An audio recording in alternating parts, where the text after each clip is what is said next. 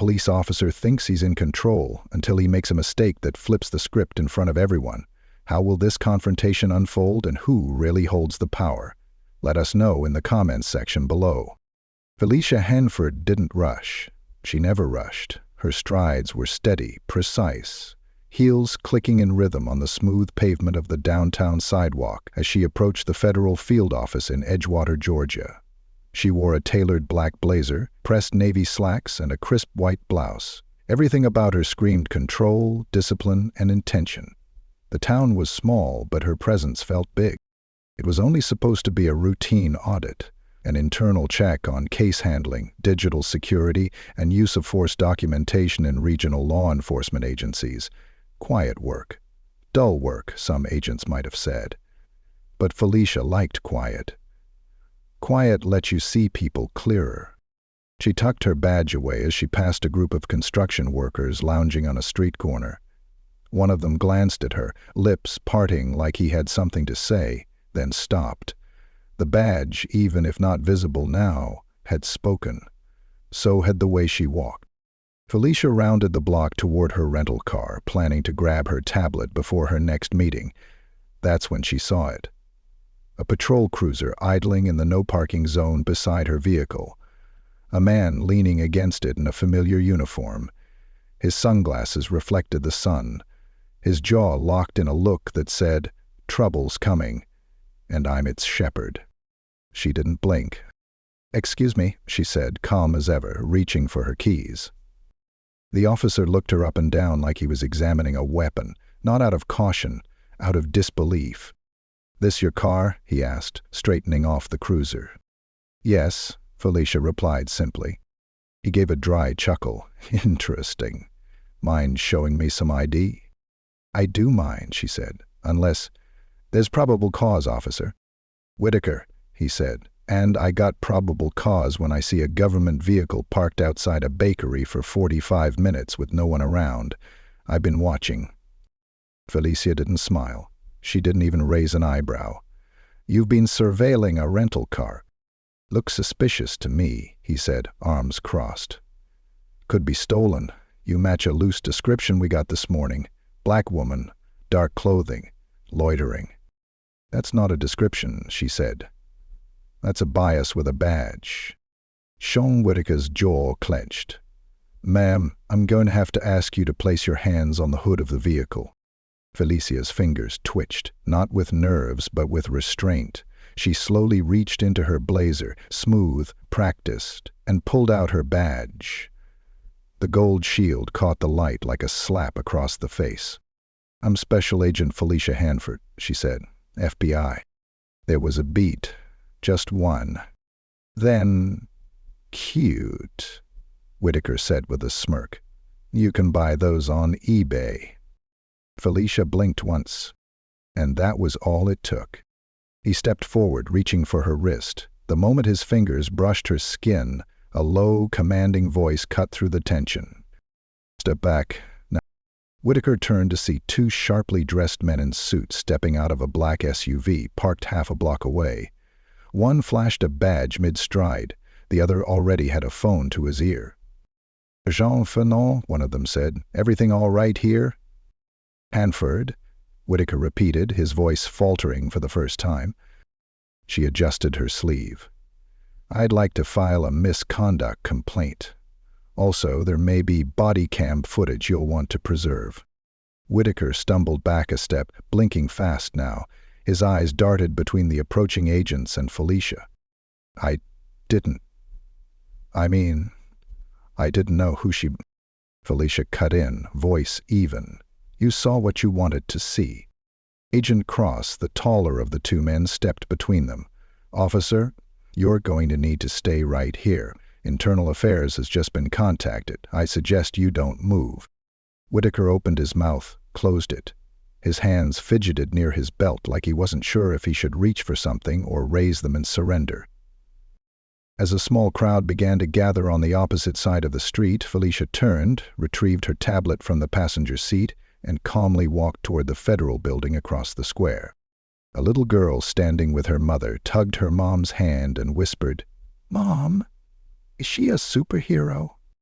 Her mom, wide-eyed, nodded slowly. Something like that, baby. Felicia didn't hear them. But even if she had, she wouldn't have smiled. She didn't do this for the applause. She did it so the next time someone like Whitaker saw someone like her, they'd think twice. Not because of the badge, but because of the consequences. Inside the building, she found herself alone for a moment in the elevator. She finally let out a breath, not out of stress, but from how close she'd come to making a different choice. One more second, one more aggressive word, and she might have shown him just how much power she truly had. But that's not who she was.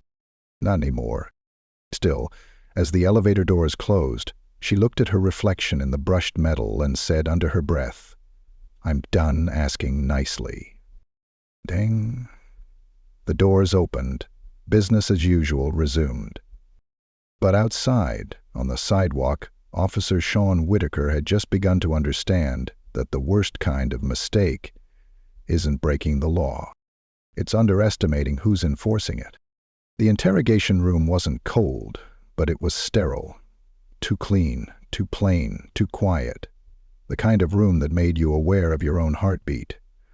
Officer Sean Whitaker sat alone on one side of the table, arms crossed tightly, lips pressed in a line so thin it was practically invisible. His eyes didn't move, fixed on a scuff mark near the floor as if it could offer him an escape. The silence was heavy. Then the door creaked open. Felicia stepped in, not briskly, not slowly, but with the same kind of movement that commands attention without asking for it. A second agent trailed behind her, this one in a gray suit, holding a slim manila folder in his left hand, and nothing at all in his expression. Whitaker blinked once and sat up straighter, the plastic chair under him letting out a squeak. He didn't speak. Felicia didn't sit right away. She stood across from him, hands gently folded in front of her, the fluorescent lights overhead casting a sharp shadow along the angles of her jaw. "Officer Whitaker," she began, her voice crisp but not unkind, "do you know why you're here?" He cleared his throat. "Look, I didn't mean—" That wasn't the question. He shut his mouth. "You're here," she continued, "because you escalated a routine situation based on an assumption. You detained a federal agent without probable cause, ignored her badge, ignored her ID, and made physical contact without warrant or permission. Do you understand the seriousness of that, Officer Whitaker?" She didn't raise her voice. It didn't need raising. "I didn't know who you were," he mumbled, finally looking her in the eye. "You didn't look like someone from the Bureau." There it was. Felicia said nothing for a moment, just stared. Agent Ruiz, the man in the gray suit, placed the folder on the table and slid it forward. Inside, copies of body cam footage, screenshots of official complaints, and a record of prior civilian interactions filed against Whitaker.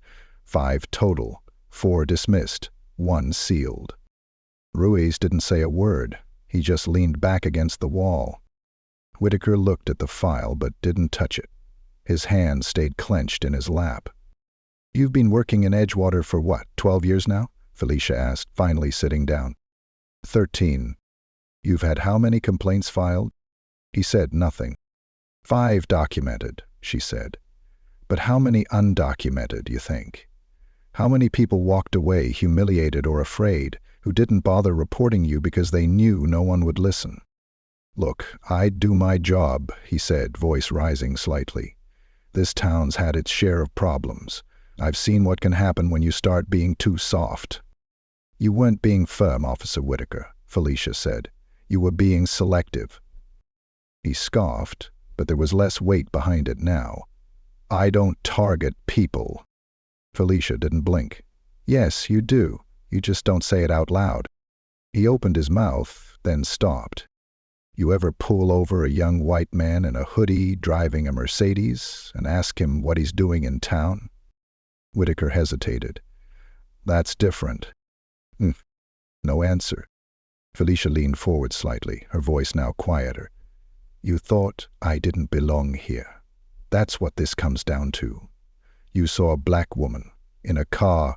you didn't recognize, in a place you didn't expect her to be, and your instinct told you trouble. Not protocol, not facts. Instinct. And that instinct is poisoned. A long pause followed, the kind that didn't beg for a response. It just let the words soak in. Agent Ruiz finally moved from the wall. He stepped forward and placed a small form in front of Whitaker. A statement, acknowledgement, a signature line.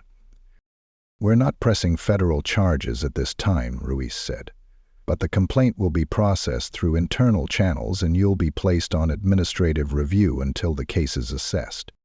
Whitaker stared at the paper like it was a death sentence. His hand didn't move. "You're lucky," Felicia said, rising. "You get to walk out of this room. You get a chance to reflect, to change. Most people don't get that kind of mercy, especially not the ones you profile." Whitaker finally spoke, voice lower now. "You really think I'm that kind of guy?" "I don't have to think," she replied. "You showed me." She turned toward the door. But just as her hand touched the knob, Whitaker called out, "Wait." She stopped, half turning. "You're really FBI?" She pulled out her badge again, flipping it open briefly. "Yes," she said. "Felicia Hanford. You'll remember that name." Then she walked out, letting the door swing closed behind her. Outside in the hallway, Ruiz followed, matching her pace. "You handled that with more restraint than I would have," he said. She didn't reply right away. The tension still buzzed faintly in her limbs, though her face showed none of it. "He thinks this is over," she said after a moment. Ruiz glanced at her. "Isn't it?" Felicia shook her head once. "Not for me. Not when this is the 5th time this year I've been questioned for doing my job while black. It doesn't stop when the room goes quiet.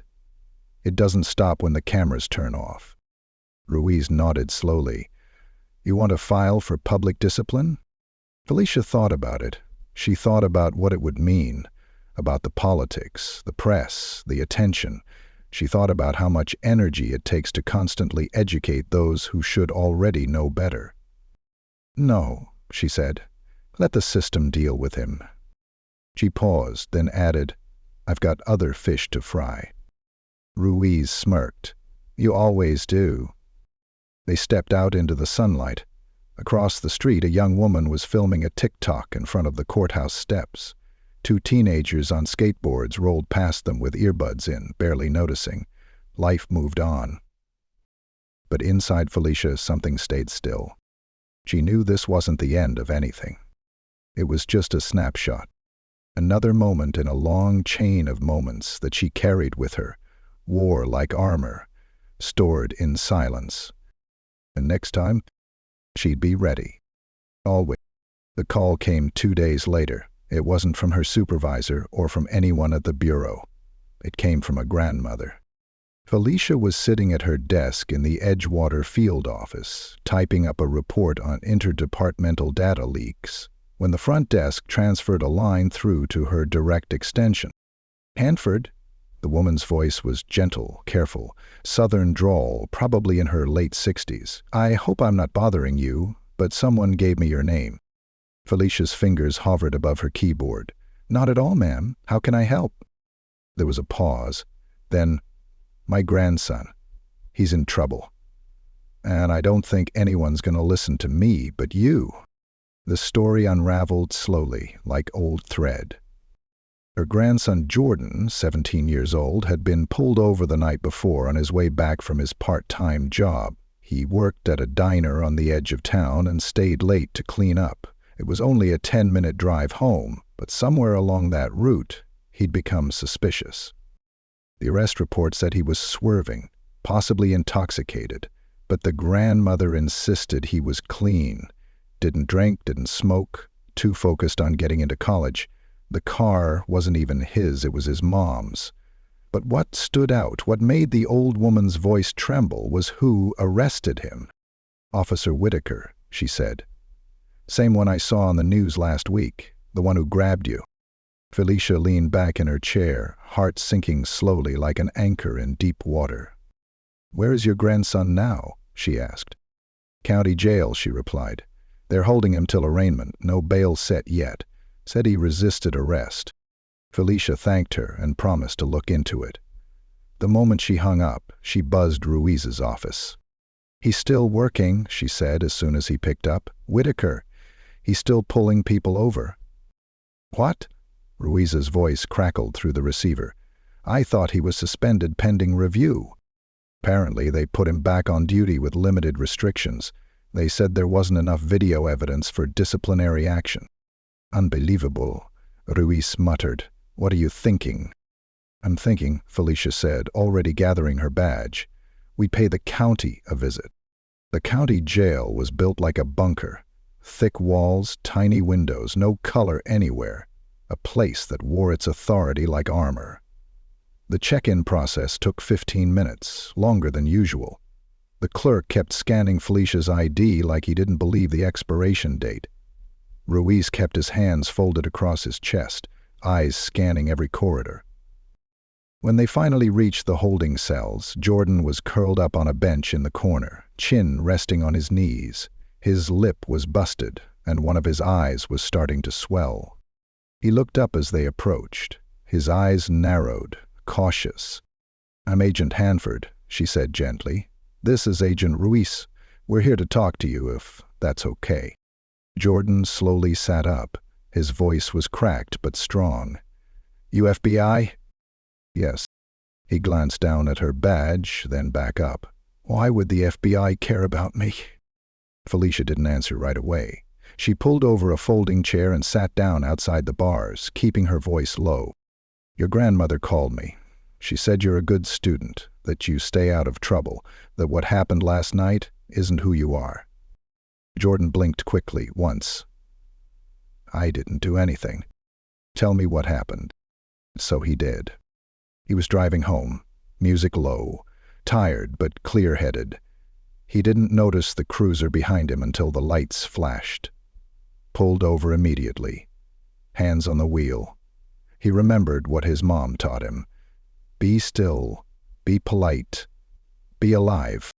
But Whitaker had already made up his mind, dragged him out of the car, slammed him against the hood, accused him of hiding drugs under the seat, called him a liar.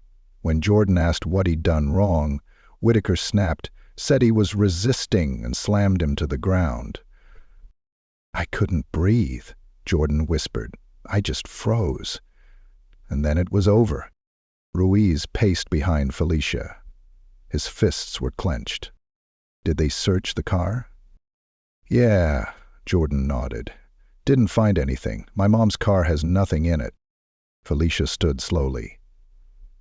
We're going to get the footage, she said. We'll look into the arrest, and we'll get your version of the story on record. Jordan looked up, his face unreadable. Does it even matter? Felicia paused. Yes, she said, because this time, you're not invisible. Back at the field office, Felicia pulled every thread she could find. She subpoenaed the body cam footage, cross-referenced arrest records, interviewed Jordan's co-workers, all the same picture. Whitaker had lied. Again. The local department dragged their feet, claimed the footage was lost in transfer, claimed the cruiser's dash cam wasn't working. Whitaker's report was vague, filled with words like aggressive, uncooperative, suspicious gestures, all language designed to criminalize without proving anything. Felicia brought it to her supervisor. He read the file, looked at her. You want to press formal charges against a local officer? I want to make it clear, she said, that a pattern exists, and that pattern is violent. He leaned back in his chair, sighing. This won't go over well. We're already getting calls from local officials. I'm not here to be liked, Felicia said. I'm here to make sure the law means something. For everyone. The supervisor looked at her for a long moment. Then he signed the order. Do it. The next morning, Felicia stood on the courthouse steps as reporters gathered, their cameras aimed like rifles. Hanford, one called out. Can you confirm that you're pressing charges against Officer Whitaker? Felicia stood tall. Yes, she said. The FBI is formally recommending charges of false arrest, excessive force, and misconduct in public office. More questions flew, flashes popped, but Felicia didn't flinch. She didn't do it for the press. She did it for the 17-year-old behind bars who never should have been there. She did it for the grandmother who had no one else to call. She did it because silence only protects the oppressor. And now silence was no longer an option. Whitaker had made a mistake. This time, he wouldn't walk away from it. The courtroom wasn't packed, but it was far from empty. A few local journalists sat along the back row, scribbling in notepads. A woman in a red blazer whispered into her phone, trying to act like she wasn't recording. In the second row, Jordan sat between his mother and grandmother, both women dressed in plain Sunday church attire. His mother held his hand tightly, her thumb gently rubbing the back of it like she was trying to soothe years of fear in a single gesture. Felicia stood at the front beside the district attorney, expression calm but sharp. She'd reviewed every second of the recovered body cam footage. Recovered, she had noticed, conveniently after a court order had been issued. It showed exactly what Jordan had described. There was no slurring, no erratic driving, no resisting. Just a scared teenager doing everything right, while being treated like a criminal for simply existing in the wrong skin at the wrong hour. And then there was Whitaker. He sat at the defense table, in uniform, not because he was on duty, but because he thought it would help, make him look respectable, like he still held authority. But the badge didn't shine the way it used to. His jaw twitched slightly every time Felicia looked at him, and she didn't stop looking. The judge called for opening statements, and the prosecutor began, laying out the timeline with the cold efficiency of a scalpel.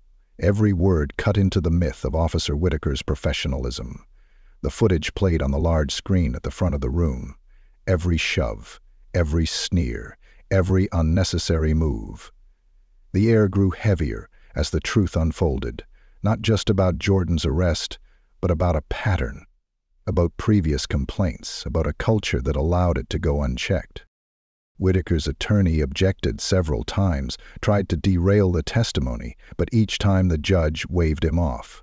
The facts weren't cooperating with the narrative. Then, Felicia was called to testify.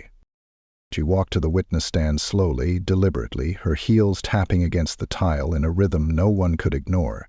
She took the oath, sat down, and waited. "And Hanford," the prosecutor said, "can you explain your involvement in this investigation?" "I was contacted by the defendant's grandmother after the arrest. I reviewed the circumstances, obtained witness statements, and secured video evidence from both the arrest and the holding process." "And what did you conclude?" Felicia looked directly at the jury.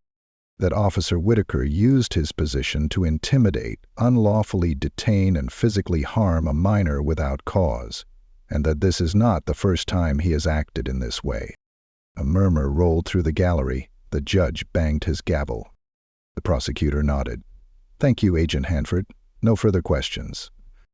Whitaker's defense attorney rose and approached the stand with the stiff posture of someone losing ground fast. "Agent Hanford," he said slowly, "you seem very confident in your conclusions. Would you say your personal feelings played a role in your pursuit of these charges?" Felicia didn't blink. "No, but I'd be lying if I said I was surprised."